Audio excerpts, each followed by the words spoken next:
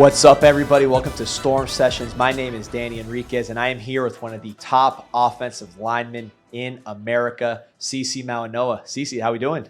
Doing great. So we got the off season. I know you're still working every day, waking up early, but I had to ask. We talked about 2 weeks ago about your dad, the Samoan Tiger Woods, as he's known on the island. Your brother, we talked about his golf game last time he was on here. Yep. I know you're out there.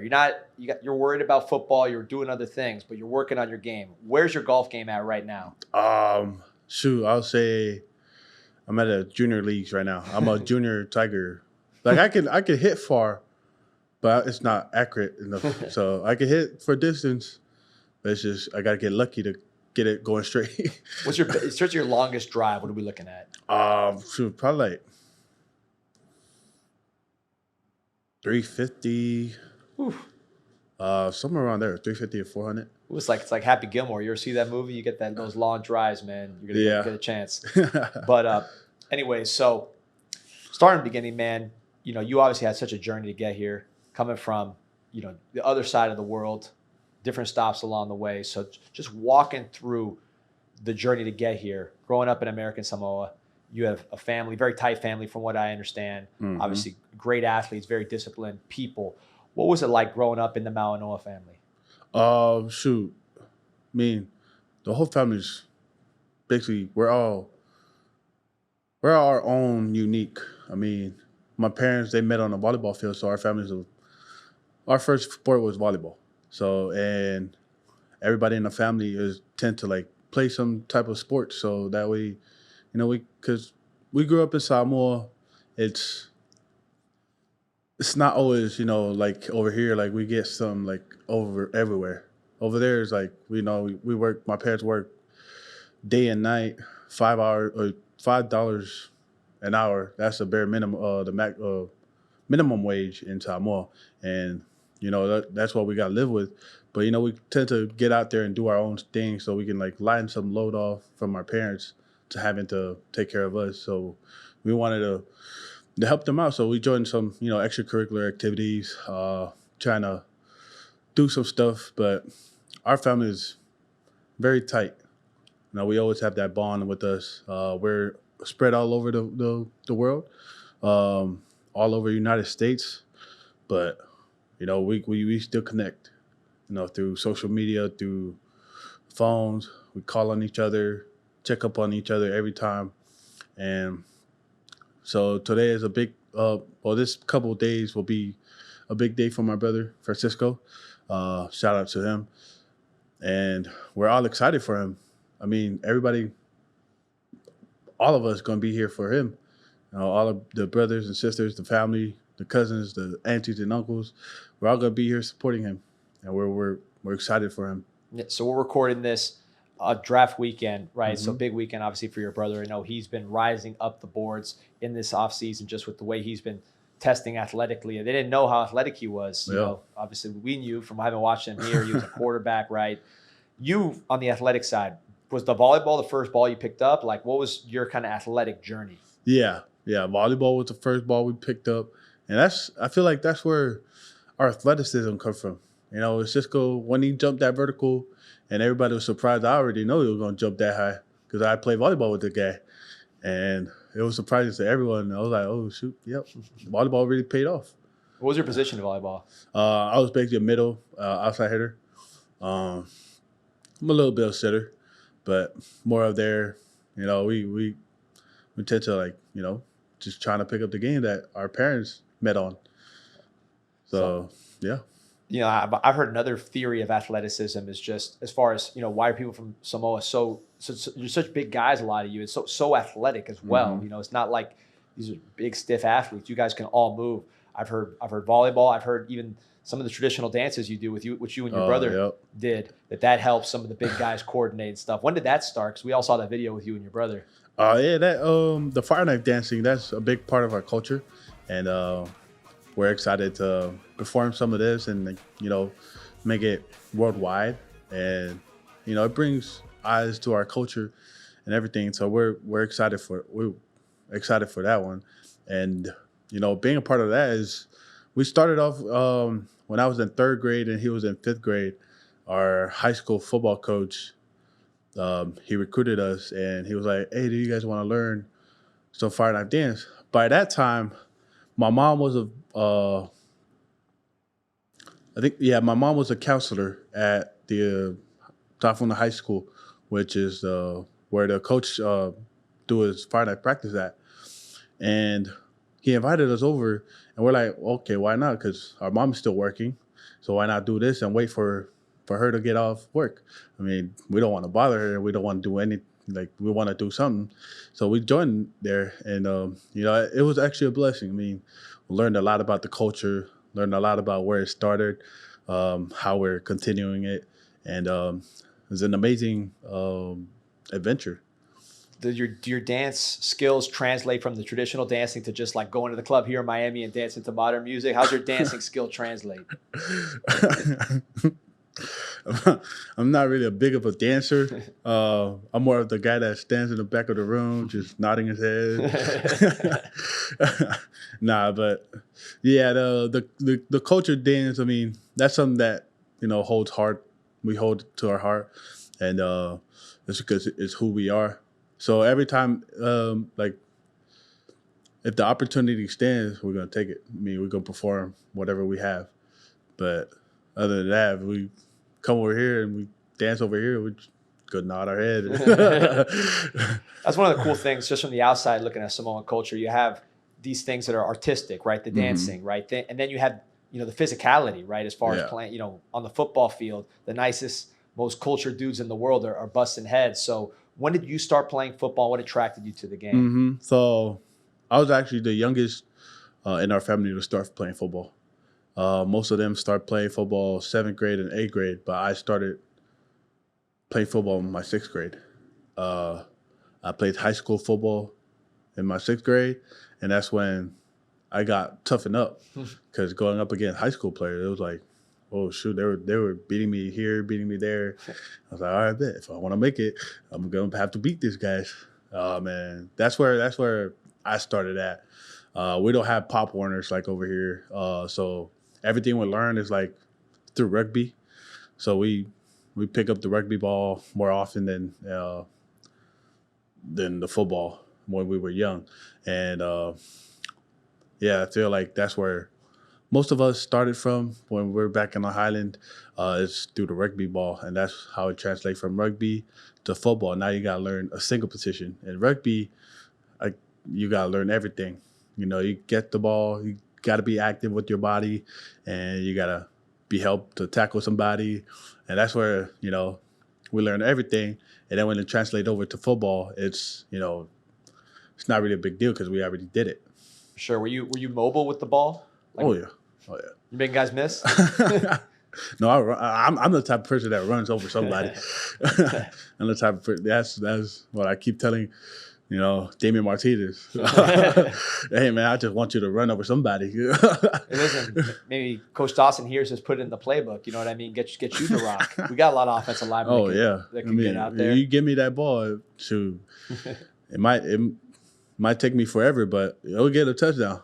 So you talked about it a little bit, but going against your 6th grade, you're going against guys, I'm guessing, with mustaches, with cars, you know what I mean? Like at least with driver's licenses. I mean, what was that like going against young men, really? Yeah. It was tough. I started playing defensive line, and going against like high school players, it was tough. I mean, you were young, you just started playing the game, and those guys have been playing for 4 years, and you're just starting learning the game.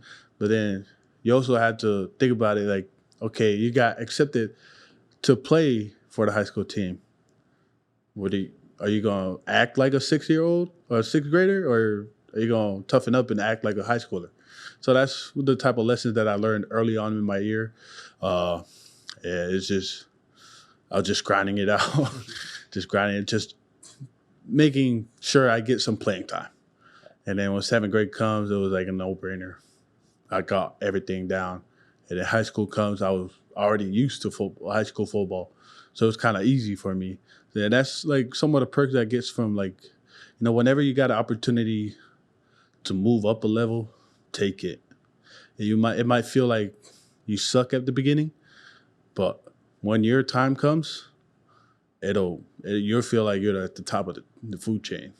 Well, one thing we talked about last time we spoke was, you look at like Texas in high school, they got $1 million coaches, giant facilities, all the money in the world for their high school kids. And you see it here as well, some in Florida. But on the island, even though you guys have some of the best players in the world, the resources weren't always on the level of what the talent was. So what was that like? Oh, yeah. And I actually did a news article about this. It's pretty tough talking about it. But so in Samoa, when I grew up in Samoa playing football over there, football is very important to us. It's because it's our only way to get off island. With $5 an hour minimum wage, can't really go anywhere but to wait for, people in the United States to pay for our flight to come out, and we wanted to make a living for our family. So football has been like the main source of us to get off island, work a job, get a scholarship, get out there. If football doesn't work a job out there, and then give some money back to your family. And so football has been like very big in American Samoa. We used to share our mouthpieces, cut our slippers to use as thigh pads and knee pads, and then we would just walk home barefoot. And I've seen kids, separate their shoulder, but still playing the game because they know if their mom pulls them out of the game, they're not playing football no more. And so it's where we build, strength and that mental mentality, and so it's tough, but at the same time, we're out there trying to make a living for our family. So football is a big thing in American Samoa. Now, I'm sure it didn't feel like it at the time, but once you come over here, is that an advantage to have gone through all that? Oh yeah.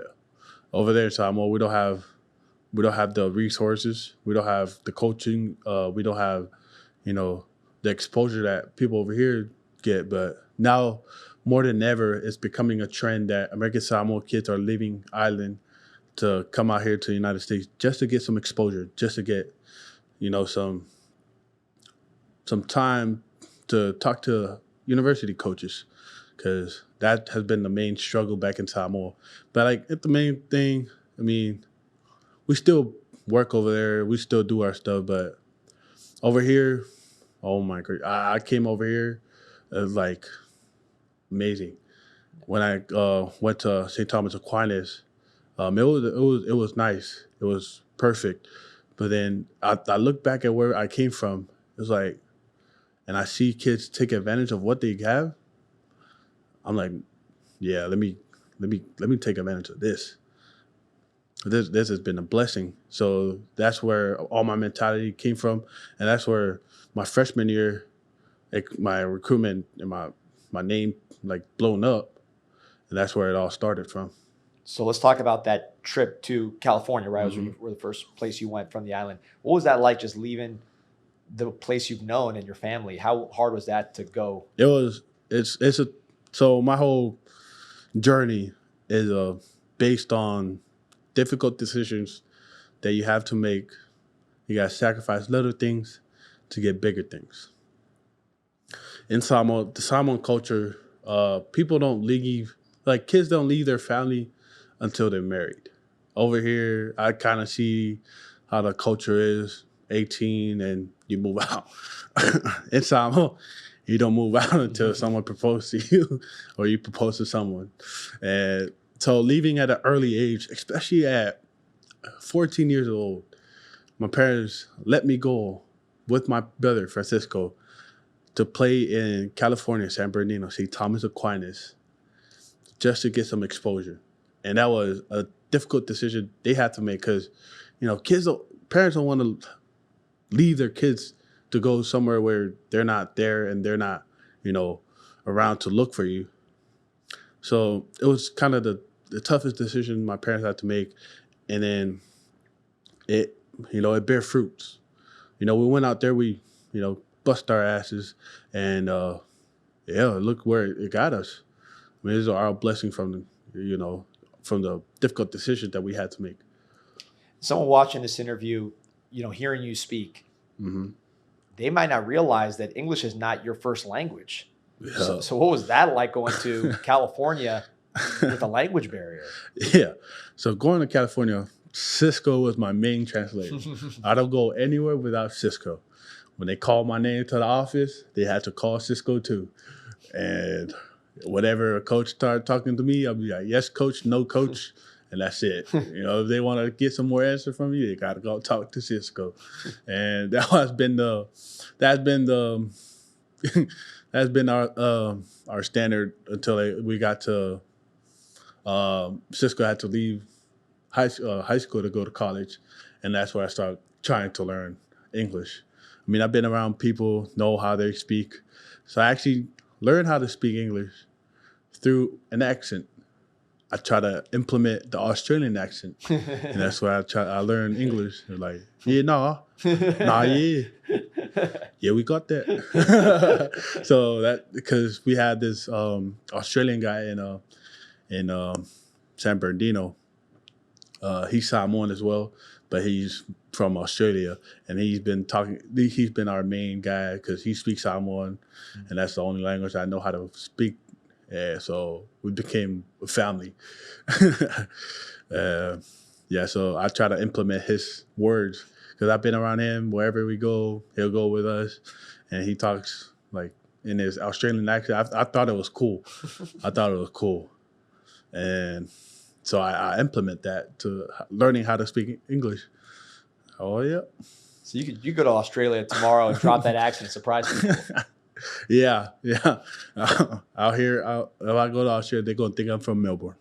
It's amazing, because my grandmother lived in this country for 50 years, never learned English. Like, was that something you said, like, I'm going to learn English, this is part of my development, it's got to happen? Well, yeah. Well, you got to learn how to speak English and know how to, especially when you want to further your education and further your career as a football player. I mean, you got to know how to speak. So that was one thing that I had to do my junior year. So I had to learn. I had to stick around with some of the players, trying to figure out what they're saying, and then try to translate that into Samoan. And then when I have to say something, I'll say it in Samoan, translate that into English, and then I'll say it. I always got to think before I speak, and that was like when I learned how to speak English. It was late in my years, but I'm glad I learned. What was something you saw in America just with fresh eyes that like either caught you by surprise or you just remember being like, wow? It could be something small, big, or whatever, just something you're like, man, this is different out here. Oh yeah. I mean, it's how big it is. Like, can never explore enough of America. I mean, we got boulders in Colorado. We got Hollywood in California. There's Vegas. There's Miami. I mean, it's a lot. And you go to Samoa, there's only like so much you can see. It's not really a big island, but we cherish those stuff. But at the same time, when I came out here, it was like kids driving their own cars. I was like, oh, shoot, I want to do that one time. Yeah, over there, it's 25 miles per hour speed limit everywhere on the island. So you can't go fast. When I came out here, it was like, duh. So it was fast all over the place. So I had to get used to it. And it was fun. I mean, getting on the freeway, looking outside, getting aware of where we're going. But yeah, it was a cultural shock. You didn't just make one move, because then as your career progressed in high school, you make the move all the way across the country to IMG in Florida, which people think Florida and California are similar because of the weather, but they're really pretty different places as well. And IMG, for those who don't know, very much a sports oriented high school, a lot of big time athletes. You weren't the only one standing out. So what was that transition like from California now to IMG? Yeah, so it made it much more difficult for my parents, just because now I'm not, 10 hours away from home, because it's 5 hours from Cali to Hawaii, 5 hours to Hawaii to Samoa. But now I'm 16 hours away. and it was a difficult decision as well to leave me by myself. And it was difficult for me too, because when Cisco left, I had nobody else to talk to. I started getting homesick because I never got homesick until Cisco left. Because Cisco was the main sort of home to me. I mean, I hang out with the dude every time, and so that transition was like it was very difficult. But the greater the risk, the greater the reward. I mean, it's all in the words. Well, the work obviously paid off. You were the top offensive lineman in the country. I remember we started recruiting you in Miami. I looked at it, I said, man, this guy's an incredible player, but, he's from the island. He's not going anywhere on the Atlantic Ocean. This is going to be Oregon or California or USC or something like that. So what was the process like of you becoming interested in the University of Miami? So here's how I did all my recruiting stuff. So my top 5 visits, it was Alabama, Tennessee, Miami, UF, and USC. So I did all of that in the span of 2 weeks. So it was from visit to visit to visit to visit. And it was all jet lag. It was me and my parents. So whenever we go to a high school, college, we started off at Alabama. For me, I'm very family orientated. Like, I love my family and whatever my family feels like, because I know how they feel like. So for me, I was looking at my mom, and my mom was looking at academic side, right? Seeing how she feels the team. My dad looks at program side, and I look at him, how he enjoys it.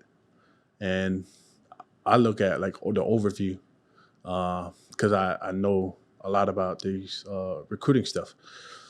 And wherever we go, I observe. Miami was the only team where I felt like my mom and my dad had so much fun on their visit.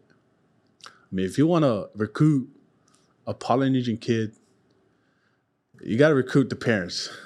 I mean, this is where we all start from, is the parents.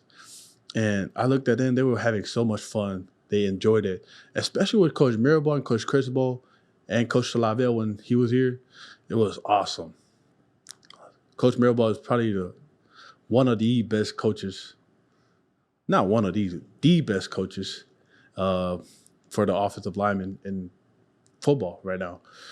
I mean, this guy has taught me so much, and he's not scared to, how some coach sugarcoat, like if he trying to coach you up, like he's not scared to tell you the truth.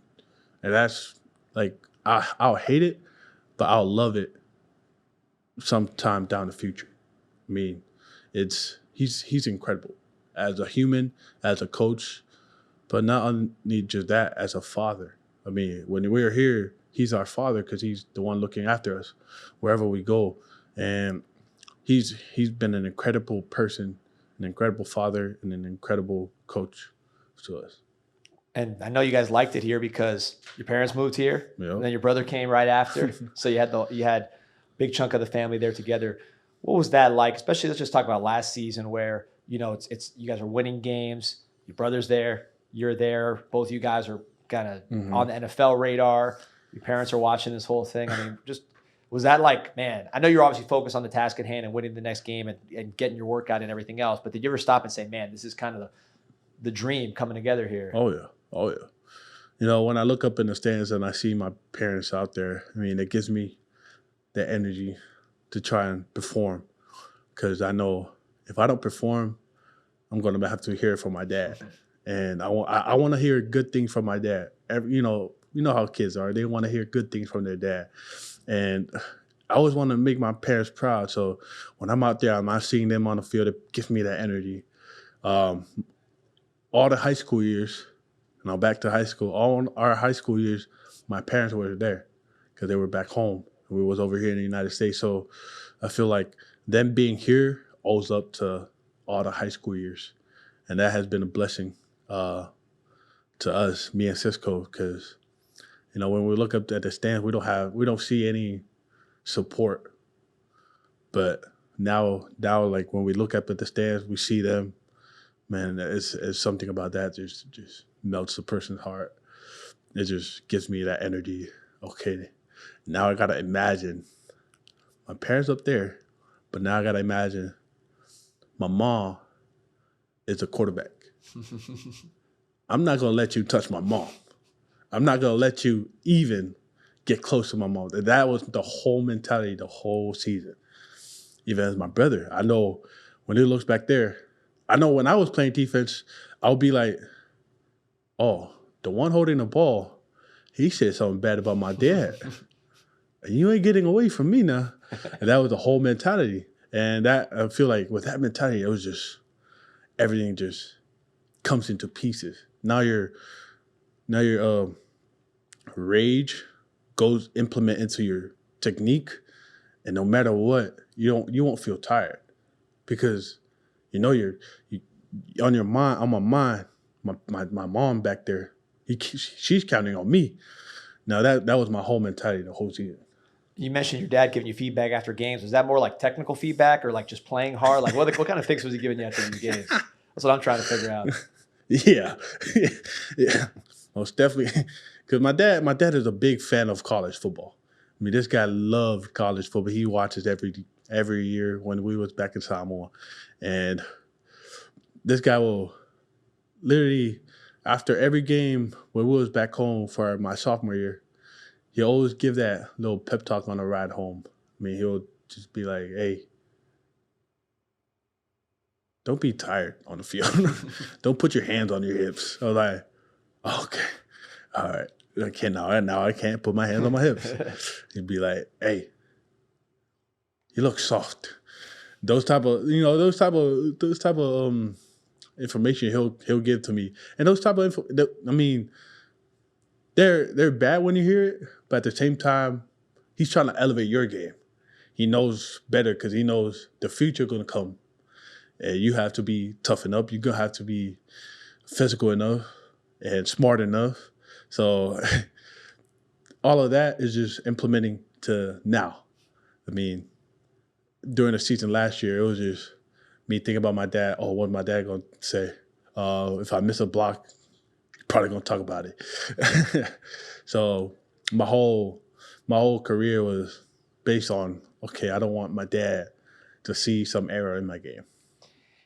I mean, you in most families are probably the toughest dude around by the time you're like 7. You know, this family though, I'm sure it took a while before, and maybe it still hasn't happened, where you're kind of like the guy you don't mess with in the fam. What was that like, just being with, you know, brothers that were physical and, you know, obviously they played college, and what was that whole kind of environment with the boys?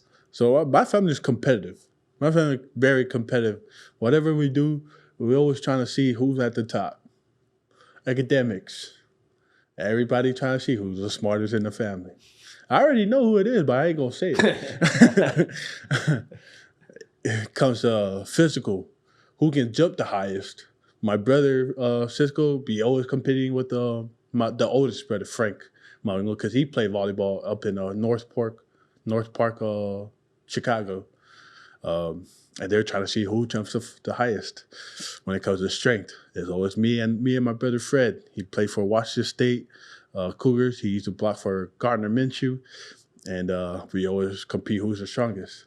And when it comes to fastest, everybody want to line up. Even my sisters, they all want to line up. We always trying to compete, and that, you know, those type of memories, you know, the memory you cherish the most. I mean, having to compete with them, it always pushed me too, because now I got to be more physical than them. Now I got to be more, like, smarter in the academics, and you know, everything we do is just for the greater good. We look at each other and we want to make each other better, and I feel like that is something that we have over here at University of Miami. We try to be at the top.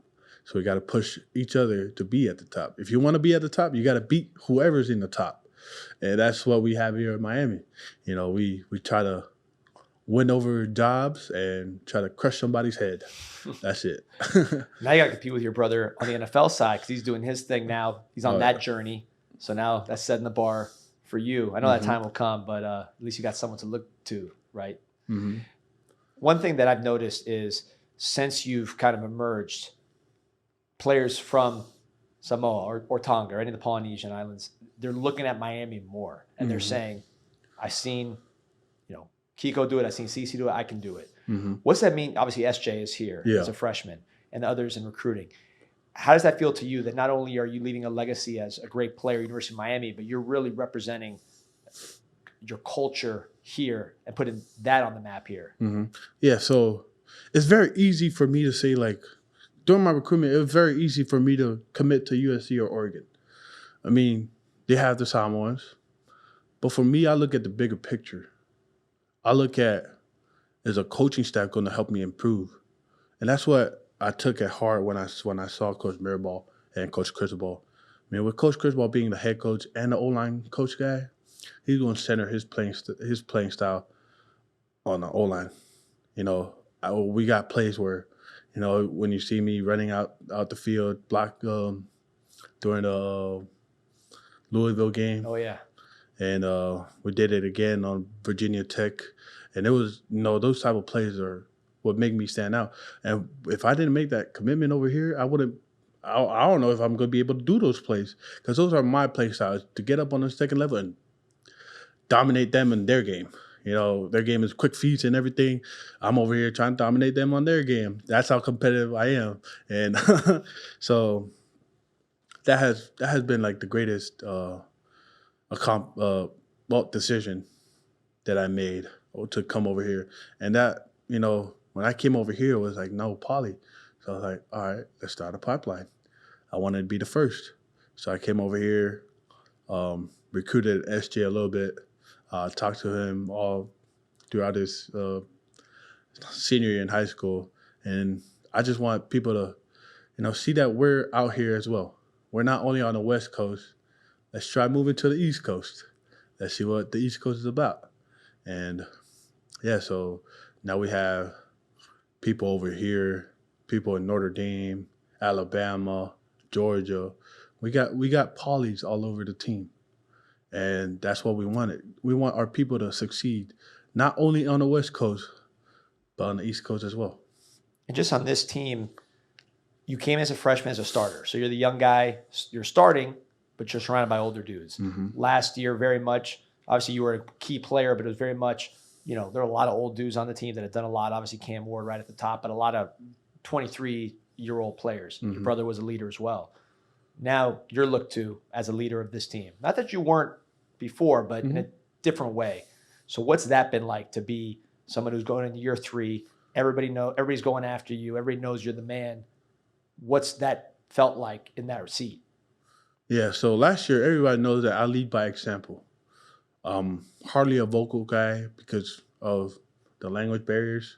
When I get frustrated, I can't speak English. I'll speak to you in Samoan, and hopefully you'll understand.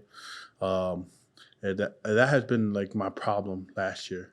This year, I'm implementing some more words, trying to get used to it, and just being able to be looked at as a leader.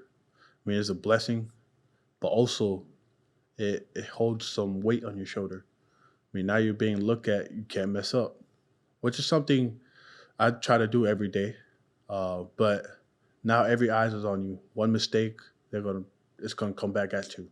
But yeah, so everything is it's a process. It's in process, trying to be more vocal. I know Coop is the main guy that always vocal, and me standing right next to him, he's a jokester. That guy. Now that I think of him, he's one of the leaders that we have on the team, but also he's a guy that talks a lot. I'm the guy that I'll just shut up and just do my job. I'll do my job at the fullest. But he's more vocal. He'll do his job. But now I'm trying to implement that vocal stuff into my play style. Playing with this guy all over last year, it was fun. It was fun to have this guy as my work buddy. I would call it like that because my right guard. But he talks a lot on the game. and I'll just look at the guy and just laugh. But he'll back up the talk as well, and that's what I like about him. And so now I'm more focused on being more vocal, obviously, but trying not to mess up as well with whatever I'm saying, because when I know most of the time I'll be messing up when I try to say something, but don't let that get into my head. I mean, just look straight forward.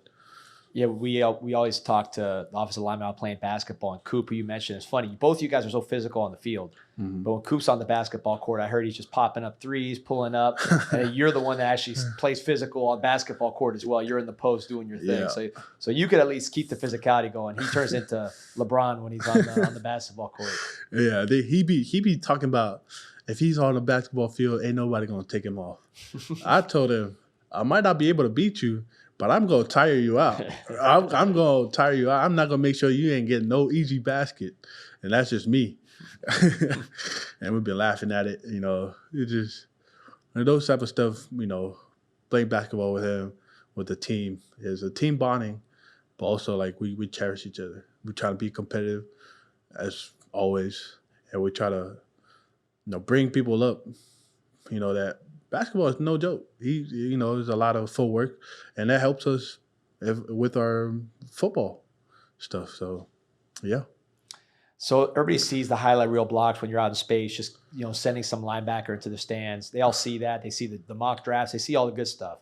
But when you don't feel like waking up and working out because your body's sore or whatever it is, what drives you to push through and get through that hard stuff? Yeah. Damn, there's a lot of days where I feel like I don't want to work. I don't want to wake up right now. Let me get 2 more hours of sleep. And those type of days are the days where you gotta build that mental toughness. What helped me keep going every morning is obviously my family, but it's a thought that everybody at home is looking at me right now. Everybody, all the football athletes in Samoa are probably looking at me right now. If I quit right now, I'll be a huge disappointment to not only my family, but for the people in American Samoa. It'll be a huge upside, you know, or downside to the Polynesian culture as well. And that keeps me going, just because I don't feel like, you know, leaving them down. I know some people out there are not waking up. So I'm blessed. So I got to keep working. Some people don't feel like waking up, but they're waking up. How am I different? I mean, I got to get up. I got to handle business. This is the career I chose. So you just got to, you know, toughen up a little bit. You got me fired up. I got to go work out now after this podcast, man. You're pumping me up. So we got a lot of fan questions here. You're a very popular guy. So this is from Flo Grown Diaz, wants to know, what is your favorite meal in Miami? My favorite meal? Oh, I'm a big fan of that beef tostones from Havana Harry's. I'm a big fan of that one.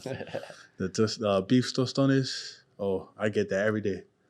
I'm Cuban. You're around a lot of Cubans. Obviously, your coach, your head coach. It's an island culture as well. Have you learned about Cuban culture? Just because there's some similarities in terms of the family ties and everything else. Oh yeah, yeah. I've been hanging around with Coach Mirabal and his wife. I mean, they show me the love just like how Samoan people show us love, and it's very close to culture. And you know, being over here is like being at home, but only with the language barrier. But people are lovely. People are over here. People love. Yeah, something about the sun and the palm trees. Yeah. Nico Conde wants to know, how did it feel protecting the best quarterback in the country every play? Oh, shoot. He's the best quarterback to block for, and probably hating blocking for him as well at the same time. I mean, this guy will make plays and you'll be happy, but sometimes you have to block for 10 seconds just for him to make a play. And that's awesome. I'd rather block for him for 10 seconds and make a play than, you know, having to make a drive downfield because everybody knows that's tiring. But at the same time, it's that mental toughness always kicks in. And, blocking for Cam Ward, it was, man, he'll get me out of situations, and he'll make some plays.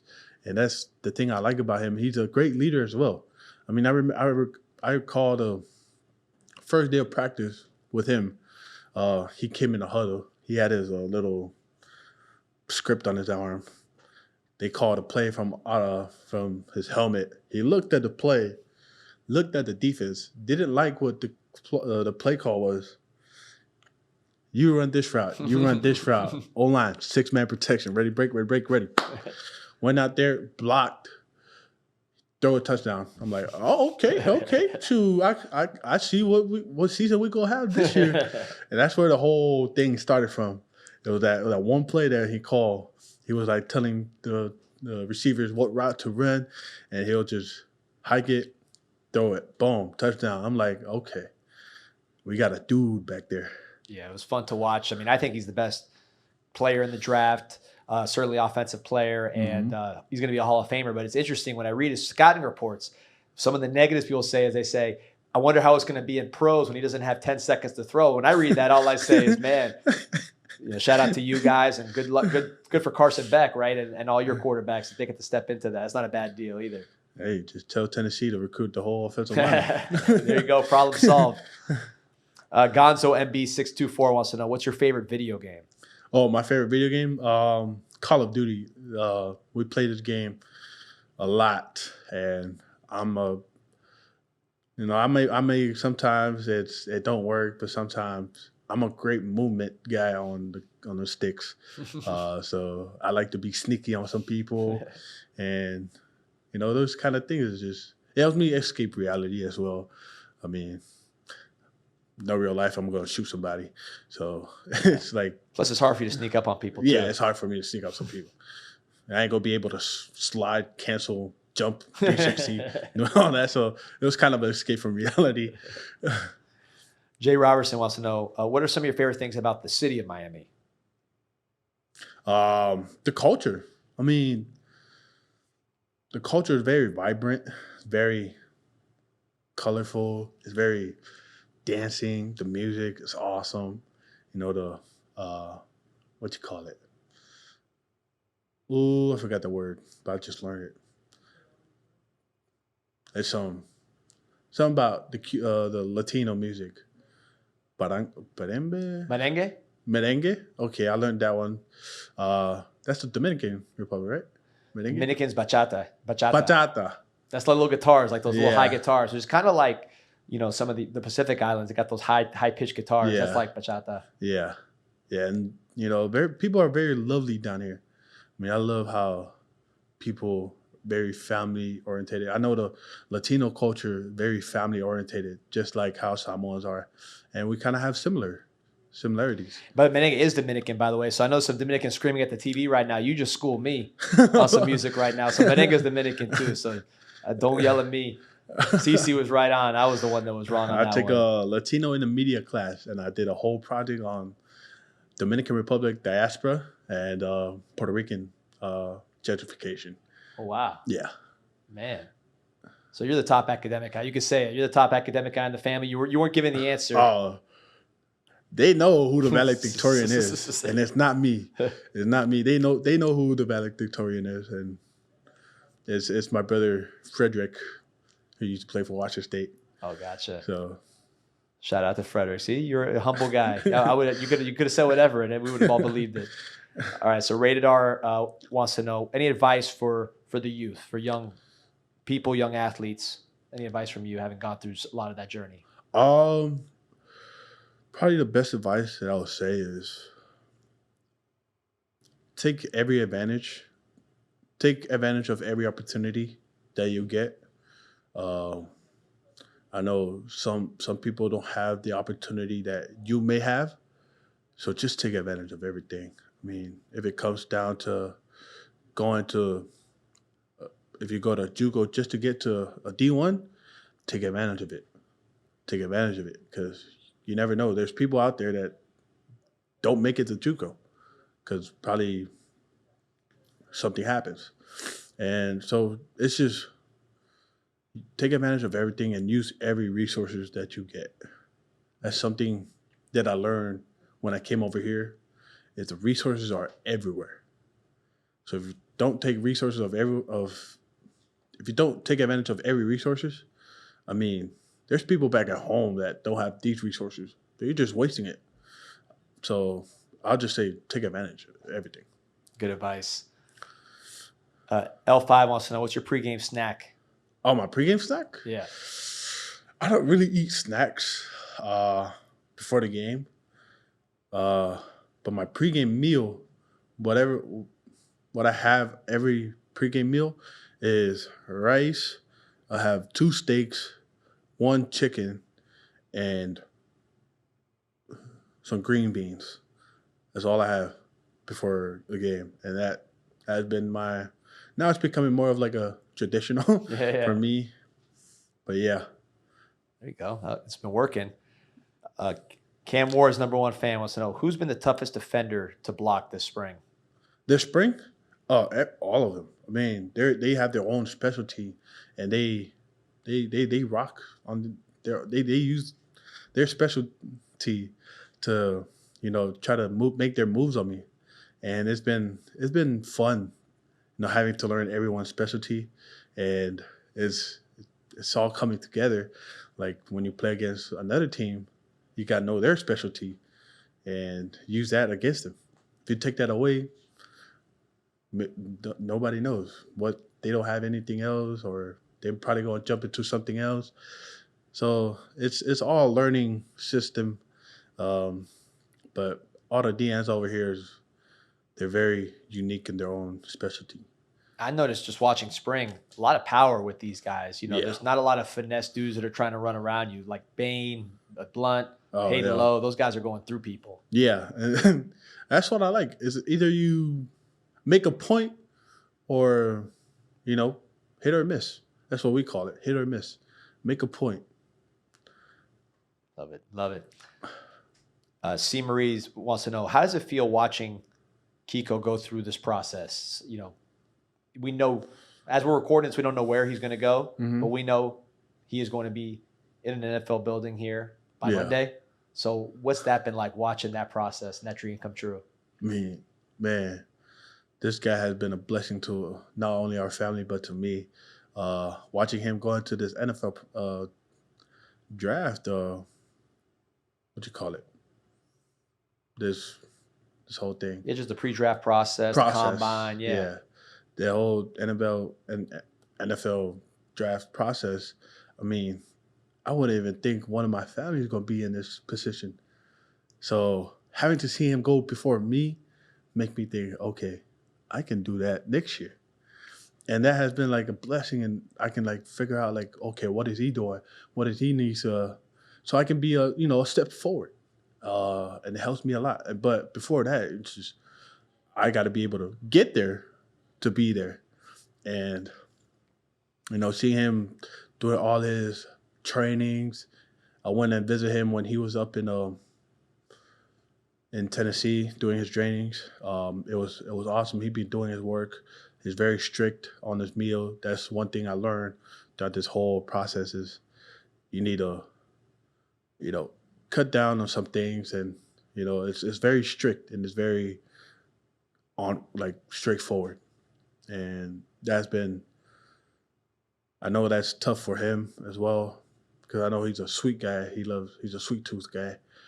But seeing him and doing that is like all that mentality that he has of trying to get there. It pushes me forward. It pushes me to go do my stuff to get there. And it's been awesome. I know he's back there with the family now, hanging around with my brothers and sisters. But we're here for him. When did you guys first, both you and your brother, have that conversation like, man, we're going to do this. We're going to go to the NFL. Do you remember when that first conversation took place and how old you guys were? We were in high school. Well, actually, when we were in high school. So playing football, it was like, okay, we're just trying to make it out from American Samoa. Now we out of American Samoa. Now we're in San Bernardino, California. We're like, oh shoot, why stop here? We can make it to the NFL. And that's when we had that talk. That's when we know that's the ultimate goal. And we see it through our first game all the way to our last game in California. Okay, we might have a chance. We're gonna pursue it. So that's when that's when we all started off trying to take this more serious now. Now we barely play volleyball anymore, but we still have the skills. We barely play volleyball anymore, and it's just we've been straightforward with this career because we know we can make it through football. Halfway home. We're looking forward to watching you finish your journey here at the University of Miami. Appreciate your time, CC. Remember to like and subscribe to Storm Sessions on the official Miami Hurricanes channel, Canes All Access, Spotify, Apple Podcasts. CC, man, appreciate you. I appreciate you.